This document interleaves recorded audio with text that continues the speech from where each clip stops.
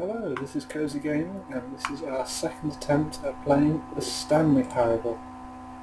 This is, as I said last time, source mod for Half-Life 2.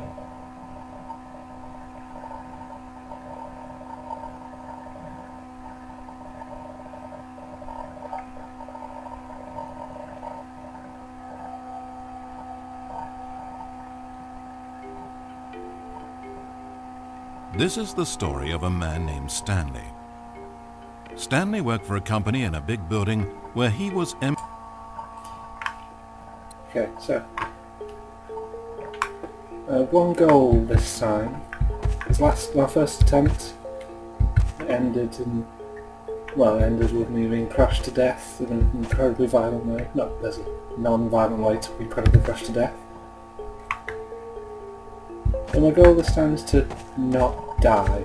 Stanley decided to go to the staff lounge to check on his co-workers. He never functioned well by himself and constantly needed support and guidance from others, so the thought of total solitude was terrifying to him. I'm going to go to the staff lounge. I'm going to try and win this game. I want to not get crushed to death. When Stanley came to a set of two open doors, he entered the door on his left. Goddamn right, into the door on my left. Right.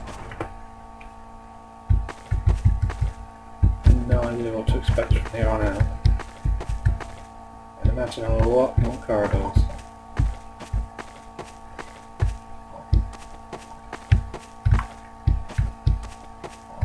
As Stanley entered the lounge, he was horrified to find not a single person here.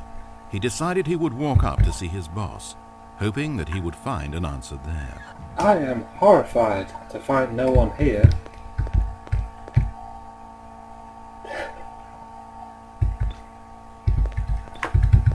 Oh, it's a miserable place, this.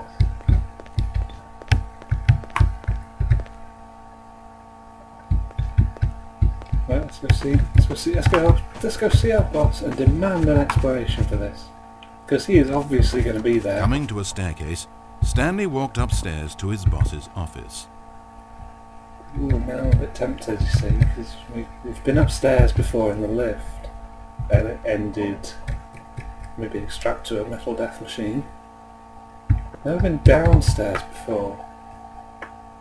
I suppose it's good to have a little look, just see what's down here. But Stanley just couldn't do it. He considered the possibility of facing his boss, of admitting that he had left his post during work hours. He might be fired for that. And in such a competitive economy, was it really worth taking that risk? All because he believed everyone had disappeared? His boss would think he was crazy. And then something occurred to Stanley. Maybe, he thought to himself, maybe I am crazy.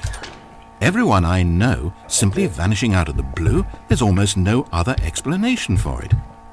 And a nagging fear began to creep up in his mind. Questions that had been there all along. He just hadn't put his finger on them yet. For example, why couldn't he see his feet when he walked down? Why did doors close automatically behind him wherever he went? And for that matter, these rooms were starting to look pretty familiar. Was he just walking around in circles? Where am I, he thought.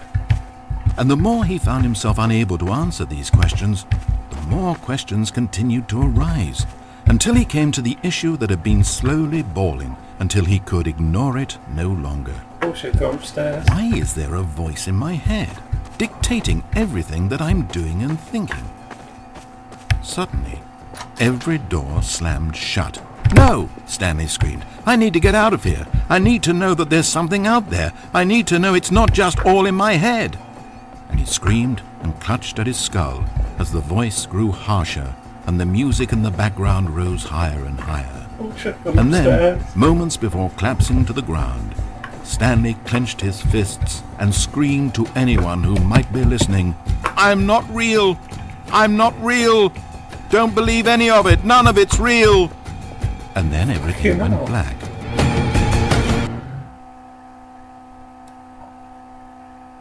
This is the story of a woman named Mariella.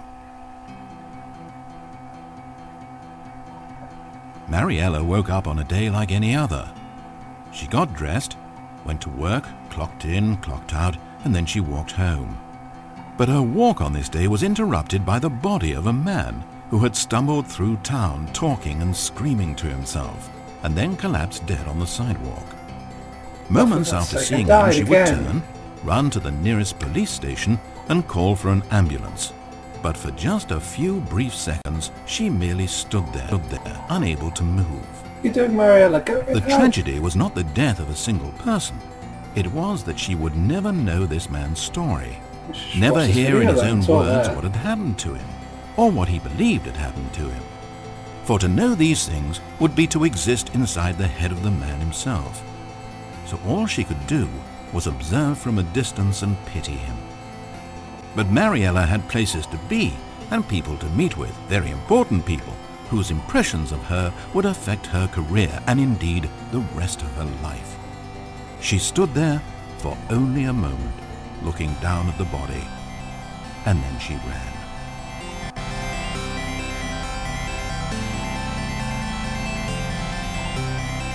Okay.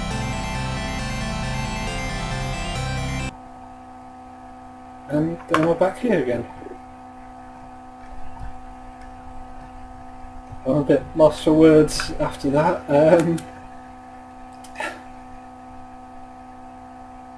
Okay, so next time we'll go up the stairs, and then I'm sure we'll be fine. We'll see the boss and I'll explain that everyone's on holiday. Or something like that, so I won't die next time, it'll be fine. I'm not sure if I preferred that to the crashing metal jaws of death, but it's different. It's different.